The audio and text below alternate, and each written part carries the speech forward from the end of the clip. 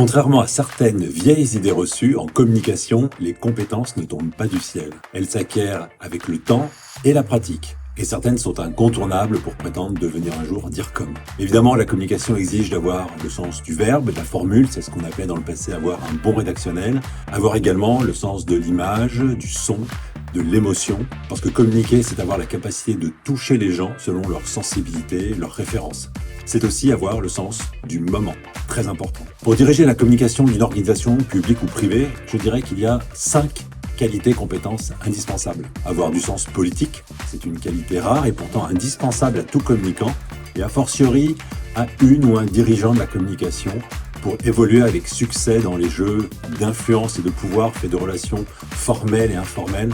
C'est essentiel en communication, fonction d'observation, d'écoute, de perception, pour bien comprendre, décrypter, décoder les attentes, sensibilités, forces et faiblesses de ses cibles. Le sens politique nécessite d'être empathique, c'est-à-dire être capable de se mettre à la place de l'autre pour imaginer ses sentiments, sa perception d'un sujet, ses besoins, ses envies, ses réactions. Deuxième qualité compétence, être une force créative. Curiosité, écoute, ouverture d'esprit sont aussi nécessaires à la fonction de DIRCOM. Il faut savoir chasser les idées reçues, faire abstraction de ses croyances, avoir des idées, ne rien s'interdire de penser. Il faut être capable de voir le rendu d'une image à créer, d'une photo à produire. Cela ne veut pas dire être graphiste ou photographe, mais de savoir diriger des professionnels pour leur donner les directives utiles en vue de réaliser un travail conforme à votre vision. La créativité, c'est aussi avoir la capacité de prendre des risques, à travailler des pistes conventionnelles, et non conventionnelles, notamment en laissant place à la force créative de ses équipes ou de ses prestataires pour s'ouvrir à de nouveaux concepts, savoir se renouveler, évoluer, innover.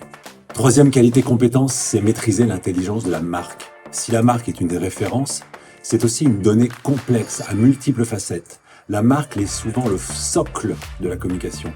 La créer, lui donner du sens, la développer, exige de posséder une vision stratégique mais aussi opérationnelle et artistique de la marque. Il est indispensable de maîtriser l'intelligence de la marque afin de pouvoir travailler avec une agence créative pour être accompagné sur certaines compétences et non déléguer à une agence votre incompétence. Être un stratège des relations presse, c'est très important. Une pratique active des relations presse est un prérequis pour être DIRCOM. Il faut certes des compétences rédactionnelles, mais aussi et surtout avoir le sens de la formule impactante pour être capable d'écrire un titre, un chapeau qui intéresseront le journaliste. Être capable d'angler un contenu en fonction de sa cible, être capable de créer et entretenir des relations avec les journalistes, créer une relation de confiance, une complicité intellectuelle, constituer ses propres valises de contact. C'est ça, être un stratège DRP. Il faut enfin penser digital natif. Avoir le sens du digital est aujourd'hui impératif pour comprendre ses aspects, ses capacités, ses opportunités, ses forces et ses faiblesses. On parle autant de référencement et des techniques de SEO ou SIA que de qualité et de quantité de contenu. Il faut savoir adapter les contenus aux différents formats de la communication numérique, comme les réseaux sociaux, en ayant une valeur sociale avérée. Il ne faut pas avoir peur de l'intelligence artificielle et savoir en exploiter la force nouvelle qu'elle apporte à l'intelligence réelle. Voilà toutes les compétences et qualités qu'il faut avoir en communication parce que la com est un métier où les compétences ne tombent pas du ciel. C'est un métier de passion, un métier exigeant, mais un métier passionnant.